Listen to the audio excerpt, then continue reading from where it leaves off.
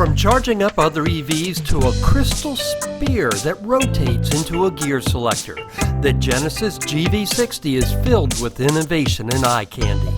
This week on EV Rider, we're taking Genesis' first EV for a spin. Better yet, we've got the performance version that features up to 483 horsepower in boost mode. More on that in a moment. You know, it's actually a good thing that the GV60 charges as fast as it does. That's because it's got a somewhat small battery for this day and age given its price point.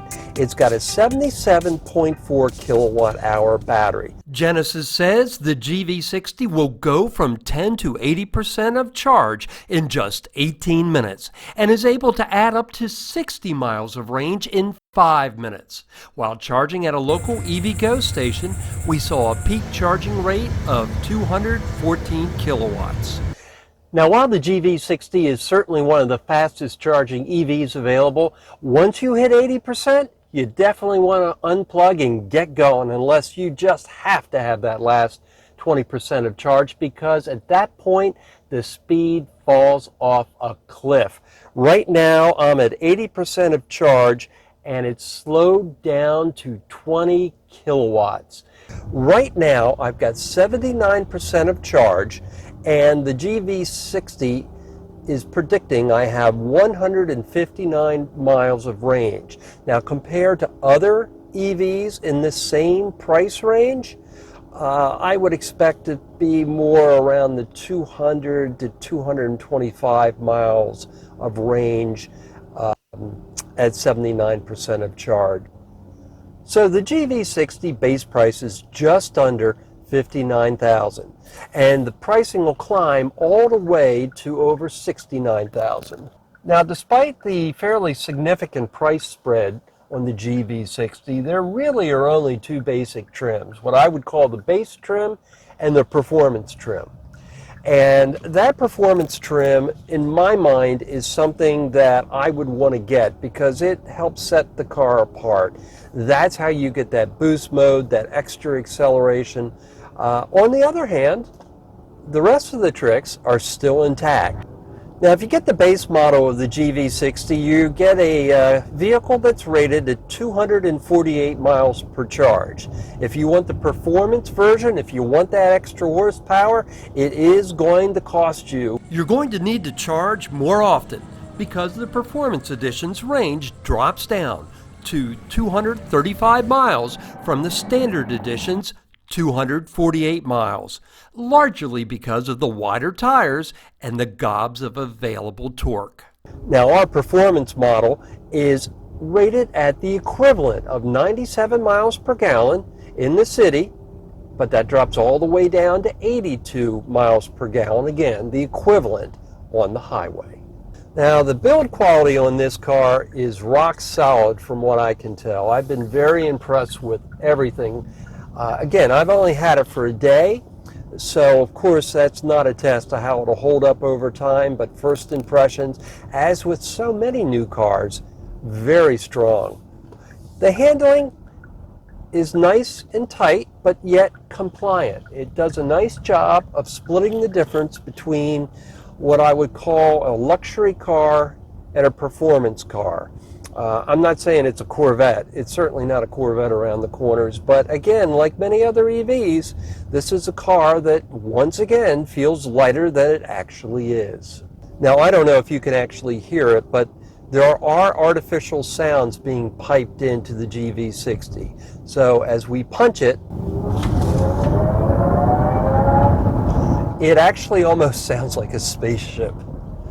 And if you were to hit that boost mode, which I'm not going to do in the area of town that I'm in, you would even get a little bit more of that. And oh my goodness, does it put you back in your seat. Now, for those that opt for the GV60 Performance and you get the boost mode, Car and Driver said they got 3.7, 0 to 60 for that.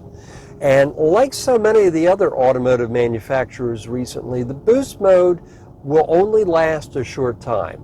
In the case of the Genesis, they'll give that mode to you for 10 seconds. So, for example, Ford's Mustang GT Performance has a similar mode, and when you're in it, you'll lose full power after 5 seconds. And the reason you're seeing that is because the manufacturers are doing their best to protect the batteries from overheating and the motors from overheating. And when you're experiencing torque levels at that high a degree, of course, things are going to heat up fast. Now, the GV60 does take corners quite nicely. Of course, this one does have the wider tires, so that does help with cornering, although there is a bit of plow when you head into a corner. So again, this is, for example, isn't going to keep pace with the BMW i4 M50 that we just had recently here on EV Rider. A car like that is going to hold the corners better. But again, this car's mission is different. It's more geared toward a luxury automobile than perhaps the BMW. And I know that sounds kind of counterintuitive because BMWs are luxurious. And I would say that the interiors, they're very different. So it'd be tough to pick a winner because, of course, the BMW is a much more sporty interior, while the GV60 is more tech-laden, but not to a great degree. When I say it's more tech-laden, it's really some visual tricks, such as the Sapphire gear shifter that I showed you earlier. It's a gee-whiz thing, but it doesn't really add anything to the long-term value proposition. But what I will say, it is a great conversation starter. In fact, I just showed this car to a neighbor, and they really enjoyed that Sapphire shifter. So I'm sure that's why Genesis did it. It's one more thing to set them apart from the pack. And it's an increasingly crowded pack as more and more crossover SUV-like EVs hit our roads. AutomotiveAddicts.com founder and reviewer Malcolm Hogan has spent a good bit of time in both the GV60 and its corporate brother, the Hyundai Ioniq 5. In my time with the Genesis GV60, I've noticed it's a much softer vehicle than the platform it's based on, which is the Hyundai Ioniq 5. And I'm pretty impressed with the vehicle. It's very responsive, pretty powerful. It's probably one of the better EVs I've driven thus far, and I've driven quite a few EVs. You'll find a link to Malcolm's review of the GV60 in the description field of this video on YouTube and in the post at evrider.tv.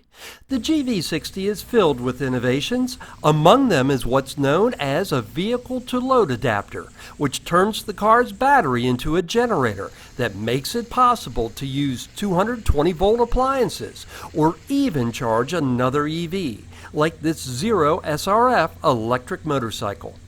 Think of it as the modern-day equivalent of being able to bring a stranded friend a gallon of gas. The star of the GV60 is the infotainment system. It is truly one of the best, most intuitive systems I've yet to experience. So the very first thing when you get in, there is a home button, and you can go ahead and just leave it on this nice, calm main display when you're driving if you so choose. When you leave it on this display, as you can see, you just have a map view, your city that you're in, the temperature, the time, and whatever radio station or media source that you have. But that's just the beginning. What's so nice about this system is it's touch, yes, no problem. But it's also reinforced with a jog wheel. So after a while, like some other cars, namely BMW and Mini, things become muscle memory, and you don't have to putz around with a touch screen trying to hit touch points. You can if you want. You can always go ahead and pull up your radio, for example, and the touch points are nice and big, as you can see. But if you prefer to just go ahead and go through the screen, that's easy to do as well. So you've got a game controller, really, if you think about it, because it'll do all kinds of things for you. The GV60 also has a very nice HD radio implementation showing album art where it's available. And what I really like about it are the redundant volume and tuning controls. So for example, I can turn the volume up here, or I could go ahead and turn the volume up here. Again, another little thing, but actually it's a big thing. Tuning is super easy in this car because of the jog wheel. As you can see, I can quickly navigate to different radio stations in town. That jog wheel also works with other media such as satellite radio. Then what Genesis does, in addition to all that, they also give you physical buttons for the main controls. So for example, the home screen gets a physical button. The main menu gets a physical button.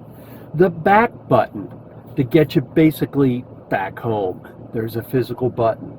You'll also notice that even the air conditioning display here has nice illustrations, but reinforced with physical buttons. As you would expect in a car of this caliber, you get heated and vented seats, you get heated seats in the back, you get just about everything you could imagine. The mapping is very nice, it spans the length of the screen, certainly adequate, no problem at all. But again, since this has Apple CarPlay and Android Auto, if you prefer Google Maps or Waze or a better route planner, you name the application, you can of course use that as opposed to Genesis native mapping system if that's your preference.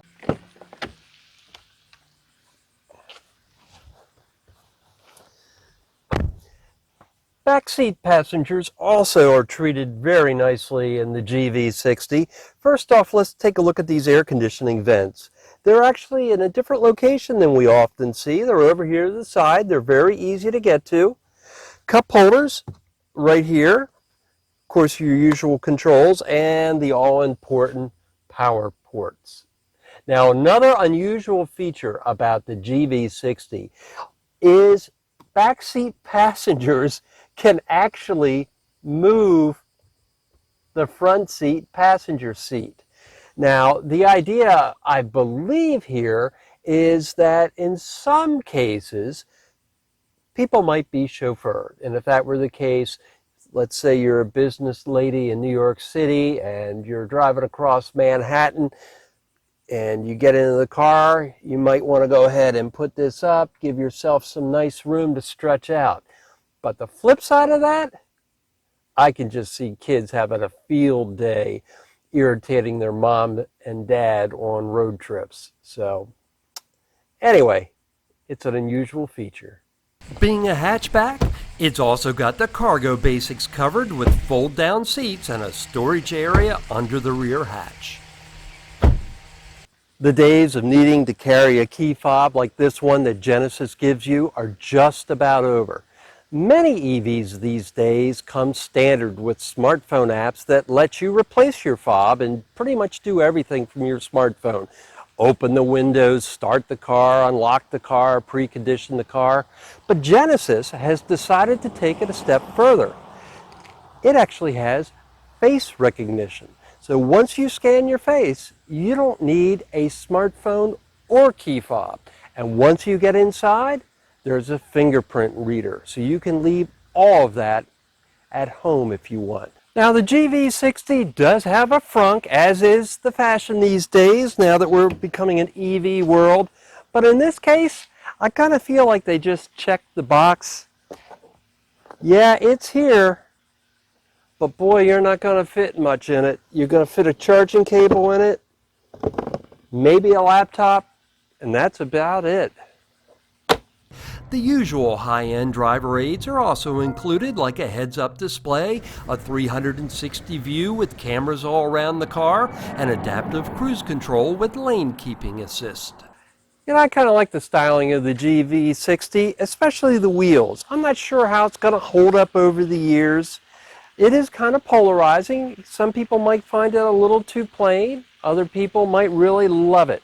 I'd be curious to know what you think. Go ahead and let me know in the comments as to what you think of the GV60 styling. Did they nail it or did they really miss the mark? I'd be curious to know. If this video has you wanting a GV60, chances are you're going to have to be patient.